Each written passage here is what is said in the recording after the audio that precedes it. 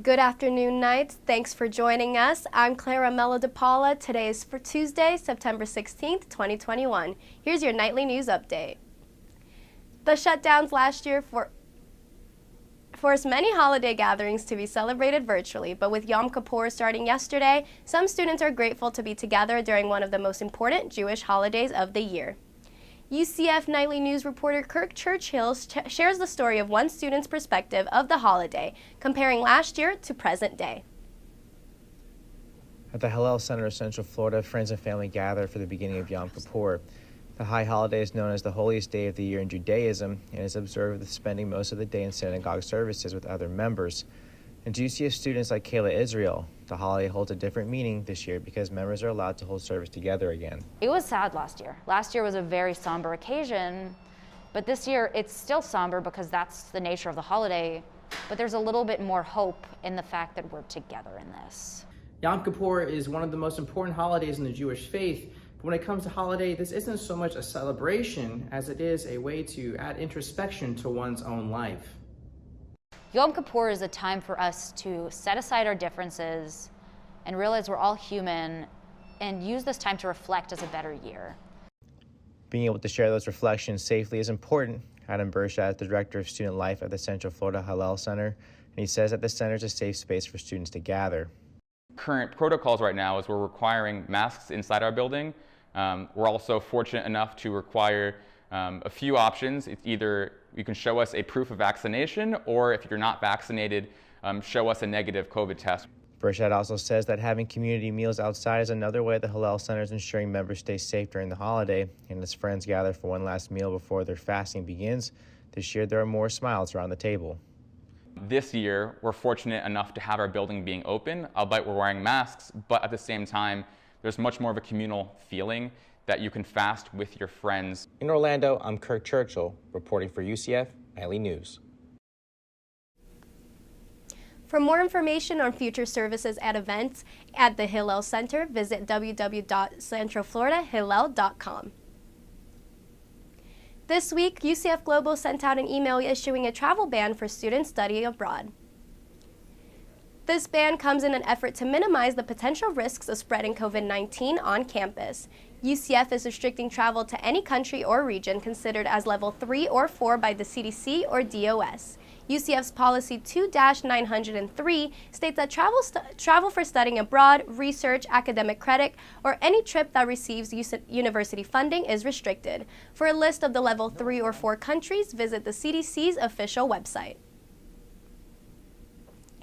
The UCF Police Department held a public safety open house Wednesday showcasing the different safety departments on campus.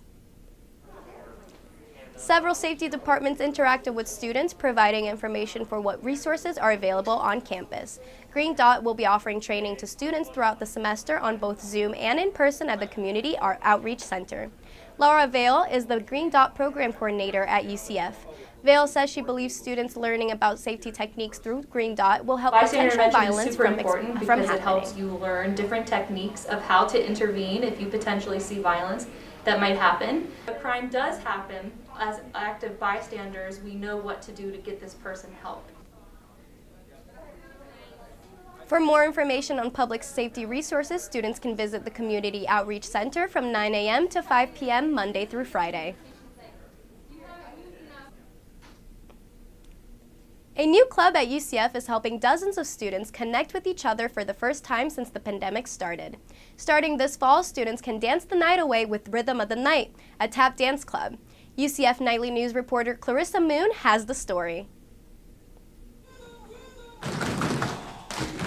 27 pairs of tap shoes shook the floor at Rhythm of the Night's first rehearsal. The club is for students who love to dance but don't necessarily want to do it as a career. Club president Alyssa Christen says she started the club to create a safe space for students to enjoy dancing. Christen says that dance classes often create a judgmental environment. We don't care about skill level. We don't care if you've been tapping for 15 years or if this is your first time putting on a pair of tap shoes. This is a space for people to come and do something that they like. The club meets each week to rehearse group dances that will be performed at events around Central Florida. Christen says because of limited space on campus and COVID-19 concerns, the club meets here at the University Performing Arts Center in Oviedo, just 10 minutes down the road from UCF's main campus. Members say dancing with the club is a great way to help relieve stress and to connect with other students. Lauren Saslov, a transfer student, says she hopes joining Rhythm of the Night will help her make new friends. Dancing is a really great opportunity to make friends because I feel like everyone in the dance community is just like so outgoing and super fun and friendly. UCF students who are not club members but are interested in participating can attend rehearsals for $5. In Orlando, Clarissa Moon, UCF Knightly News. Rhythm of the Night will meet Monday nights at 8:30. Students interested in joining can visit the club's Instagram account at rhythmnight_ for more information.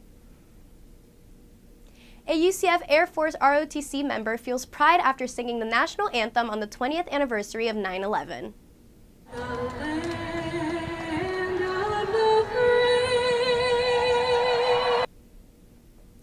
UCF political science student Yolanda Stallworth is boasting with honor after singing the Star-Spangled Banner last weekend. Cadet Stallworth took the field to perform as the Knights prepared to take on Bethune-Cookman on the 20th anniversary of the tragic day in 2001.